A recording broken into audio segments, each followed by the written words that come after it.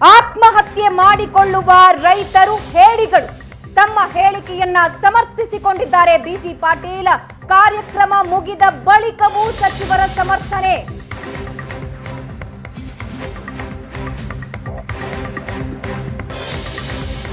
ಆತ್ಮಹತ್ಯೆ ಮಾಡಿಕೊಳ್ಳುವ ರೈತರು ಹೇಡಿಗಳು ತಮ್ಮ ಹೇಳಿಕೆಯನ್ನ ಸಮರ್ಥಿಸಿಕೊಂಡಿದ್ದಾರೆ. ಬಿಸಿ ಪಾಟೀಲ್ ಕಾರ್ಯಕ್ರಮ ಮುಗಿದ ಬಳಿಕವೂ ಸಚಿವರ ಸಮರ್ಥನೆ.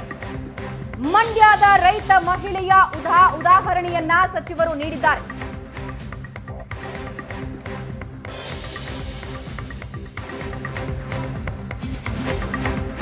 ರೈತರು ಯಾರು ಆತ್ಮಹತ್ಯೆ ಮಾಡಿಕೊಳ್ಳಬಾರದು, ಆತ್ಮಹತ್ಯೆ ಮಾಡಿಕೊಳ್ಳುವವರು ಹೇಡಿಗಳು ಅಂತ ಹೇಳ್ತೇನೆ.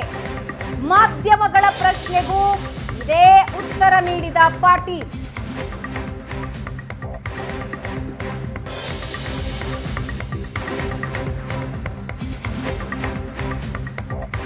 ಆತ್ಮಹತ್ಯೆ ಮಾಡಿಕೊಳ್ಳುವ ರೈತರು ಹೇಡಿಗಳು ಅಂತ ಬಿಸಿ ಪಾಟೀಲ್ ಹೇಳ್ತಾರೆ. ಕಾರ್ಯಕ್ರಮದಲ್ಲೂ ಅದನ್ನೇ ಹೇಳ್ತಾರೆ. ಅದಾದ ನಂತರ ಕಾರ್ಯಕ್ರಮ ಮುಗಿದ ನಂತರವೂ ಅದರ ಸಮರ್ಥನೆಯನ್ನ ಮಾಡಿಕೊಳ್ತಾರೆ. ಮಾಧ್ಯಮಗಳು ಈ ಪ್ರಶ್ನೆಯನ್ನ ಕೇಳಿದಾಗ್ಲೂ ಅದೇ ಸಮರ್ಥನೆಯನ್ನ ಸಚಿವರು ಕೊಟ್ಟಿದ್ದಾರೆ. ಹಾಗಾದ್ರೆ ಕಾರ್ಯಕ್ರಮದಲ್ಲಿ ಏನ್ ಹೇಳಿದ್ರು, ಅದನ್ನ ಯಾವ ರೀತಿ ಸಮರ್ಥನೆ ಮಾಡ್ಕೊಂಡ್ರು ಅನ್ನೋದನ್ನ ನೋಡು. ಬಂಗಾರದ ಬಳೆ ಹಾಕೊಂಡಿದ್ಲ ಅಮ್ಮ. ನಾನು ಕೇಳಿದೆ, ಏನಮ್ಮ ಬಂಗಾರದ ಬಳೆ ಜಾಸ್ತಿ ಹಾಕೊಂಡಿದ್ಯಾ, ಬಹಳ ದುಡ್ಡಿದೆಯಾ, ಎಲ್ಲಿಂದ ಬಂತು ನಿನಗೆ ಬಂಗಾರ ಅಂತ. ಏನ್ ಹೇಳ್ಬೇಕು ಹೆಣ್ಮಗಳು? ಈ ಭೂಮಿ ಸ್ವಾಮಿ, ಈ ಭೂಮಿಯಲ್ಲಿ ಕಷ್ಟಪಟ್ಟು ಕೆಲಸ ಮಾಡಿದ್ದೀನಿ 35 ವರ್ಷ, ಈ ಭೂಮಿ ತಾಯಿ ಕೊಟ್ಟಿದ್ದಾಳೆ ಅಂತ ಹೇಳಿದ್ರು. ಖುಷಿ ಆಗಲ್ಲನಪ್ಪ ನಿಮ್ಗೆ? ಒಬ್ಬ ಹೆಣ್ಣು ಮಗಳು ಭೂಮಿಯನ್ನ ನಂಬಿಕೊಂಡು ಇವತ್ತೇನು ರೈತರು ಆತ್ಮಹತ್ಯೆ ಮಾಡ್ಕೊಳ್ತಾ ಇದ್ದಾರಲ್ಲ, ಅವ್ರಿಗೆ ಉತ್ತರ ಇದು. ಆತ್ಮಹತ್ಯೆ ಮಾಡ್ಕೊಳ್ಳಂತ ರೈತ ಹೇಡಿ. ಅವನು ತನ್ನ ಹೆಂಡತಿ ಮಕ್ಕಳನ್ನ ಸಾಕ್ಲಿಕ್ಕೆ ಸಾಧ್ಯ ಆಗದಿರುವಂತವನು ಹೇಡಿ ಆತ್ಮಹತ್ಯೆ ಮಾಡ್ಕೊಳ್ತಾನೆ. ಇದ್ದು ಈಸಬೇಕು, ಬಿದ್ದು ಜಯಿಸಬೇಕು ಅಂತ ಹೇಳ್ತಾರೆ. ಆ ರೀತಿ ರೈತ ಆತ್ಮಹತ್ಯೆ ಮಾಡ್ಕೊಳ್ಳೋದು ಹೇಡಿ ಕೆಲಸ. ಯಾವ ನಿಜವಾದ ರೈತ ಆತ್ಮಹತ್ಯೆ ಮಾಡ್ಕೊಳ್ಕೂಡ್ದು ಅನ್ನೋದಕ್ಕೆ ಆ ಹೆಣ್ಣು ಮಗಳು ಒಂದು ಉದಾಹರಣೆ. ಆತ್ಮಹತ್ಯೆ ಮಾಡ್ಕೊಳ್ಳೋಂಥವನು ಹೇಡಿ ಅಂತ ನಾನು ಹೇಳ್ತೀನಿ. ಯಾವುದೇ ಕಾರಣಕ್ಕೂ ರೈತರು ಆತ್ಮಹತ್ಯೆ ಮಾಡ್ಕೋಬಾರ್ದು. ಇದ್ದು ಈ ಸಮಸ್ಯೆಯನ್ನು ಬಗೆಹರಿಸಿ ಎದ್ದು ನಿಲ್ಲುವಂಥ ಕೆಲಸ ರೈತರು ಮಾಡಬೇಕು ಅಂತ ರೈತ ಬಾಂಧವರಲ್ಲಿ ವಿನಂತಿಯನ್ನು ಮಾಡಿ. ಸಾವಯವ ಕೃಷಿ ಮಂಡ್ಯ ಜಿಲ್ಲೆ KR ಪೇಟೆ ತಾಲೂಕಿನ ಮಡವಿನಕೋಡಿ ಗ್ರಾಮದಲ್ಲಿ ಲಕ್ಷ್ಮೀ ದೇವಮ್ಮ ಅನ್ನೋಂಥವ್ರು 6.5 ಎಕರೆ ಭೂಮಿಯಲ್ಲಿ ಅದ್ಭುತವಾದಂಥ ಬೆಳೆಯನ್ನು ಸಾವಯವ ಕೃಷಿಯನ್ನು ಮಾಡಿ ಇವತ್ತು ಮಾದರಿಯಾಗಿದ್ದಾರೆ. ಎಲ್ಲ ರೀತಿಯ ಬೆಳೆಗಳನ್ನು, ತರಕಾರಿಗಳನ್ನು, ಹಣ್ಣುಗಳನ್ನು, ಪಶುಸಂಗೋಪನೆ, ಪ್ರಾಣಿ ಮತ್ತು ಕುರಿ ಸಾಗಾಣಿಕೆ, ಕೋಳಿ ಸಾಗಾಣಿಕೆ ಎಲ್ಲ ಮಾಡಿ ಮಾದರಿಯಾಗಿದ್ದಾರೆ. ಅವರ ಮಾದರಿಯನ್ನು ಅನುಸರಿಸಬೇಕು ರೈತರು. ಇನ್ನು ಅಪ್ಪನ ಹೇಡಿ ಹೇಳಿಕೆಗೆ ಮಗಳು ಸಮರ್ಥನೆ ನೀಡಿದ್ದಾರೆ. ಸಚಿವ ಬಿಸಿ ಪಾಟೀಲ್ ಪರ ಮಗಳು ಸೃಷ್ಟಿ ಪಾಟೀಲ್ ಬ್ಯಾಟಿಂಗ್. ಆತ್ಮಹತ್ಯೆ ಮಾಡಿಕೊಳ್ಳುವವರು ಹೇಡಿಗಳು ಅಂದಿದ್ದಾರೆ. ಅವರು ಹೇಳಿರೋದ್ರಲ್ಲಿ ತಪ್ಪೇನಿದೆ? ಜೀವ ಮತ್ತು ಜೀವನ ಇರೋದು ಒಂದೇ. ಇದ್ದು ಜಯಿಸಬೇಕೇ ಹೊರತು ಆತ್ಮಹತ್ಯೆ ಮಾಡಿಕೊಳ್ಳಬಾರದು. ತಂದೆಯ ಹೇಡಿ ಹೇಳಿಕೆಯನ್ನ ಮಗಳು ಸಮರ್ಥಿಸಿಕೊಂಡಿದ್ದಾರೆ.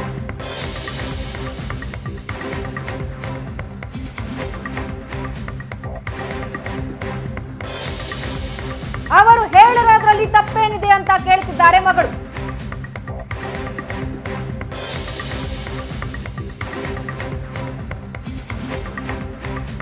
ಇದ್ದು ಜಯಿಸಬೇಕೇ ಹೊರತು ಆತ್ಮಹತ್ಯೆ ಮಾಡಿಕೊಳ್ಳಬಾರದು ಅಂದಿದ್ದಾರೆ. ಆತ್ಮಹತ್ಯೆ ಮಾಡಿಕೊಳ್ಳುವ ರೈತರು ಹೇಡಿಗಳು ಅಂದಿದ್ದಾರೆ ಸಚಿವರು. ಒಬ್ಬ ರೈತ ತನ್ನ ಜೀವ ಕಳ್ಕೊಳ್ಳೋ ನಿರ್ಧಾರಕ್ಕೆ ಬರ್ತಾನೆ ಅಂದ್ರೆ ಅವನು ಎಷ್ಟು ಜರ್ಜರಿತನಾಗಿದ್ದಾನೆ ಅನ್ನೋದು ಸಚಿವರಿಗೆ ಗೊತ್ತಿಲ್ವಾ?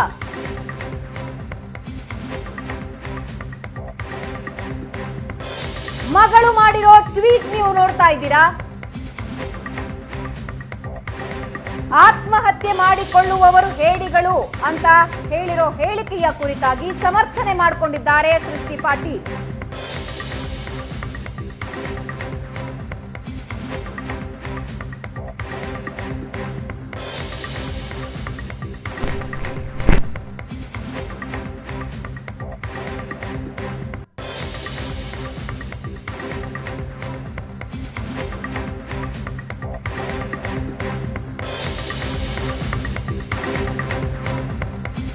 ರೈತರಿಗೆ ಸಾಂತ್ವನ ಹೇಳಬೇಕಾದ ಸಚಿವರಿಂದಲೇ ಗೇಲಿ. ರೈತರನ್ನ ಹೇಡಿ ಅಂತ ಗೇಲಿ ಮಾಡ್ತಾರೆ ಕೃಷಿ ಸಚಿವರು. ಹಾಗಾದ್ರೆ ಬೆವರು ಹರಿಸಿ ಕೃಷಿ ಮಾಡೋ ರೈತ ಹೇಡಿನ? ಆತ್ಮಹತ್ಯೆ ಮಾಡಿಕೊಂಡ ರೈತನನ್ನ ಹೇಡಿ ಅಂತೀರಾ? ಆದ್ರೆ ಅದೇ ರೈತರಿಗೆ ಪರಿಹಾರ ಕೊಡ್ತೀರಾ? ಹಾಗಾದ್ರೆ ಆತ್ಮಹತ್ಯೆ ಮಾಡಿಕೊಳ್ಳೋ ರೈತನನ್ನ ನೀವು ಹೇಡಿ ಅಂತ ಹೇಳೋದಾದ್ರೆ ಆತ್ಮಹತ್ಯೆ ಮಾಡಿಕೊಂಡ ರೈತರಿಗೆ ಪರಿಹಾರ ಕೊಡೋ ನಿಲುವನ್ನ ಬದಲಿಸ್ತೀರಾ? ಆತ್ಮಹತ್ಯೆ ಮಾಡಿಕೊಂಡ ರೈತರಿಗೆ ಕೊಡುವ ಪರಿಹಾರದ ನಿಲುವನ್ನ ಬದಲಾಯಿಸ್ತೀರಾ ನೀವು? ಹಾಗಾದ್ರೆ ಕೃಷಿ ಸಚಿವ ಬಿಸಿ ಪಾಟೀಲ್ಗೆ ರಾಜ್ಯದ ರೈತರ ಆಕ್ರೋಶದ ಪ್ರಶ್ನೆ. ಅನ್ನದಾತರ ವಿರುದ್ಧ ಕೃಷಿ ಸಚಿವರೇ ಹೀಗೆ ಹೇಳೋದು ಸರಿಯಾ?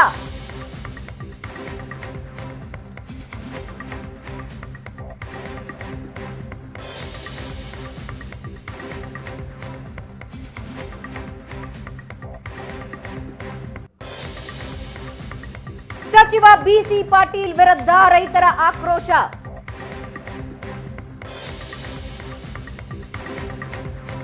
ಕೊಡಗು ರೈತ ಸಂಘ ಜಿಲ್ಲಾಧ್ಯಕ್ಷ ಮನು ಸೋಮಯ್ಯ ಕಿಡಿಕಾರಿದ್ದಾರೆ.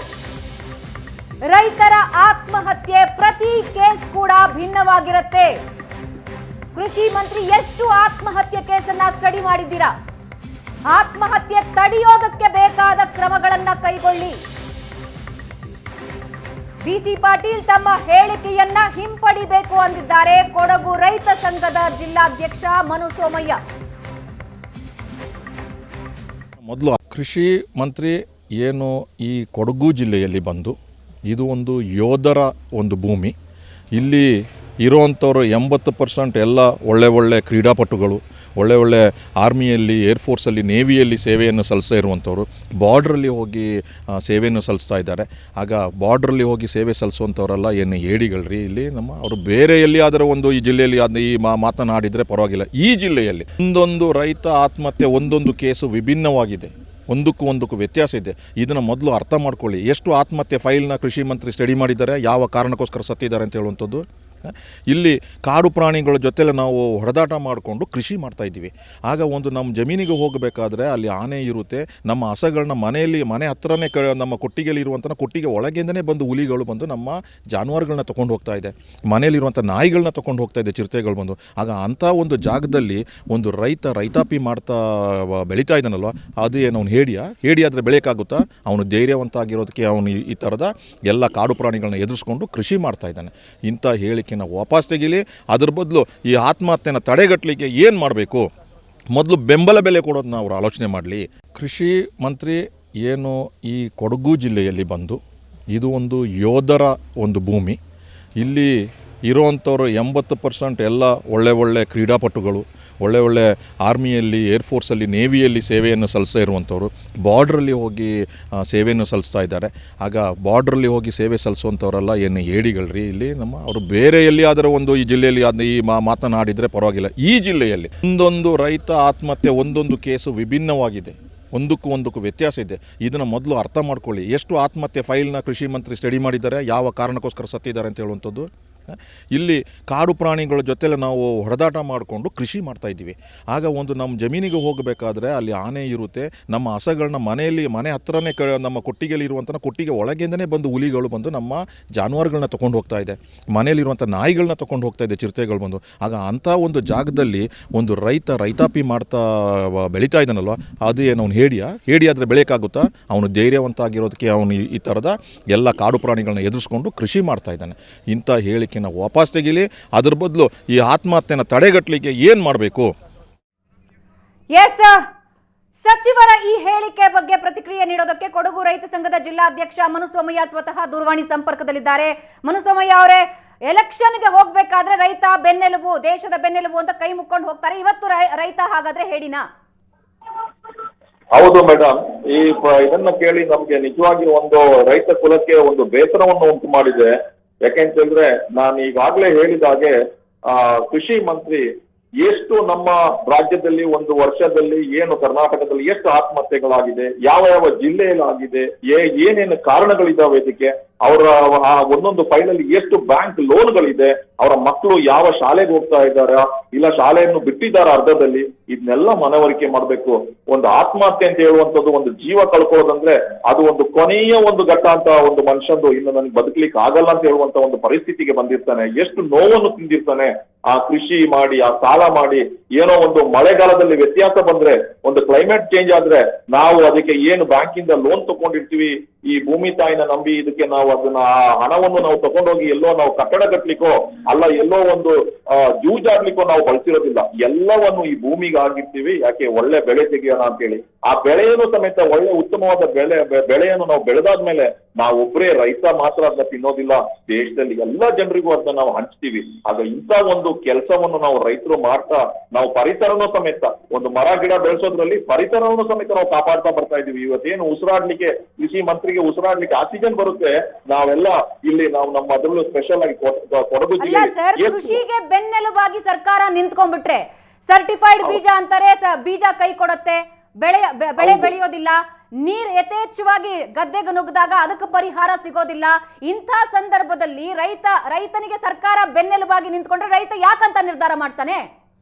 ಖಂಡಿತವಾಗಿ ಸರ್ಕಾರ ಮುಂದಕ್ಕೆ ಬರಬೇಕು. ಸ್ವತಂತ್ರ ಬಂದು 70 ವರ್ಷ ಆದ್ರೂ ಸಮೇತ ಒಂದು ಮಿನಿಮಮ್ ಸಪೋರ್ಟ್ ಪ್ರೈಸ್ MSP ನ ಇವರು ಎಲ್ಲ ಬೆಳೆಗೆ ನಿಗದಿ ಮಾಡ್ಲಿಕ್ಕೆ ಆಗ್ಲಿಲ್ಲ. ಇಷ್ಟೊಂದು ಸರ್ಕಾರ ಎಲ್ಲ ಪಾರ್ಟಿಗಳು ಅದನ್ನು ಸೇರಿ, ಈ ರಾಜಕೀಯ ಪಾರ್ಟಿ ಆ ರಾಜಕೀಯ ಪಾರ್ಟಿ ಅಂತ ಹೇಳೋದಿಲ್ಲ, ಒಂದು ವೈಜ್ಞಾನಿಕ ಬೆಲೆ ಕೊಡುವಂತದ್ನ ಯಾವ ತರದಲ್ಲಿ ನಾವು ಕ್ಯಾಲ್ಕುಲೇಷನ್ ಮಾಡಿ ಒಂದು ವೈಜ್ಞಾನಿಕ ಬೆಲೆಯನ್ನು ಅವ್ರನ್ನ ಕೊಡುವ, ಸ್ವಾಮಿನಾಥನ್ ವರದಿನ ಜಾರಿಗೆ ತನ್ನಿ ಅಂತ ಹೇಳಿ ಎಲ್ಲಾ ತರದ ಹೋರಾಟಗಳನ್ನ ಮಾಡಿ ಡೆಲ್ಲಿ ಪಾರ್ಲಿಮೆಂಟ್ ಸೀಟ್ ವರೆಗೂ ಸಮೇತ ಹೋಗಿ ರೈತ ಮಾಡ್ತಾ ಇದ್ದಾರೆ.